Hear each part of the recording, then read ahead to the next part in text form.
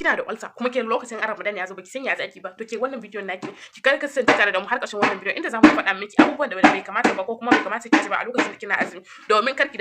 ki tada ulcer ki. Abu na fari da ake ba za ki ci ba shine duk wani abu soyayyen abinci ba za ki ci shi ba, irin soyayyen dankali, samosa, fried chicken da dai sauransu, ke an haramta miki shi saboda duk abu wata abu ne ko zai yana tada ulcer ki, to bai kamata a ce kin ci ɗaya daga cikin waɗannan abinci da aka lissafa ba. Idan har soye aka to ki ba rabon ki a ciki. Shine spicy abubuwa kaman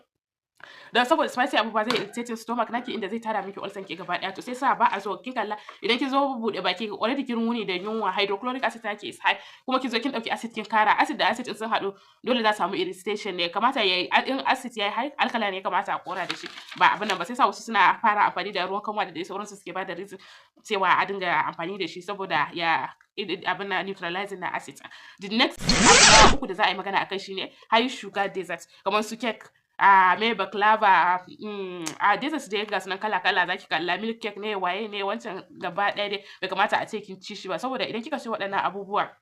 zai sa ki zama irin restless, ba ki samu ki abin da ya kamata ku ba, kuma abinci da ya kamata ki ci ba ki iya samu ki ci ba. Sai kuma abu na hudu da ake hana mutum ya ci shine caffeinated drinks kamar su abin nan coffee, su energy drinks, su coke, fanta, yawa duka ku ji su. Bai kamata idan kina azumi ki sha fanta, coke ko kuma wani abu makamancin haka ba, saboda suna da gas, hakan kuma zai iya tada miki ulcer kuma ya irritating abin da zaki samu heartburn da dai sauransu, ko kuma yayi ma complicating wannan case ya zama wani abu.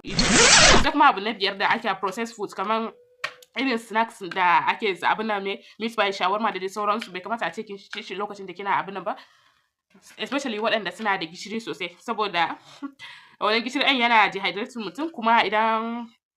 yana dehydrating ko idan ba ruwa isasshe a jikinki kuma zaki samu poor digestion, inda hakan zai kawo miki indigestion, zaki na jin ƙorafi da kuma tashin zuciya ko kuma abincin da kika ji ki ji ya tsaya miki a wuya. The next abu na shine duk wani abu mai gas wanda zai sa kina bloating ko kuma wani abu makamancin haka, kamata yayi a ce kin ajiye shi a gefe kin kyale shi. The next abu da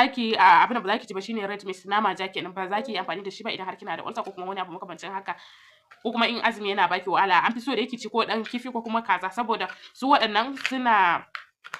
za su iya digesting da wuri, ba za su baki wahala ko kuma wata abu makamancin haka ba, amma kuma red meat yana ɗaukar lokaci kafin yayi digesting, inda haka zai iya kawo miki matsalar indigestion da dai sauransu. Sai abu na mai containing na high fat kamar su cream, butter da dai sauransu, bai kamata a ce ki ci ba, saboda hakan zai iya kawo miki bloating da kuma acid reflux da zai na komawa. Sai sa dalilin da yasa aka ce karki sha madara idan kina azumi kenan, saboda shi wannan madara ma yana ɗauke da abin nan gas, kuma yana kawo abin nan bloating, inda in kika sha ki ji kina gasa ko kuma ulcer ki zai iya tada miki shi gaba daya. Sai abu na karshe shine karki albasa ko kuma garlic, saboda wannan yana dauke da warin abin zai saki warin baki da kuma abin nan da bai kamata cikin shiga cikin mutane da dai sauransu ba, zai kawo sin miki bad breath, ke ma ba ki ji daɗi ba, kuma zaki na samu nausea da dai sauransu. Daga nan muka kawo ƙarshen wannan bidiyo. Ramadan Mubarak, happy Ramadan.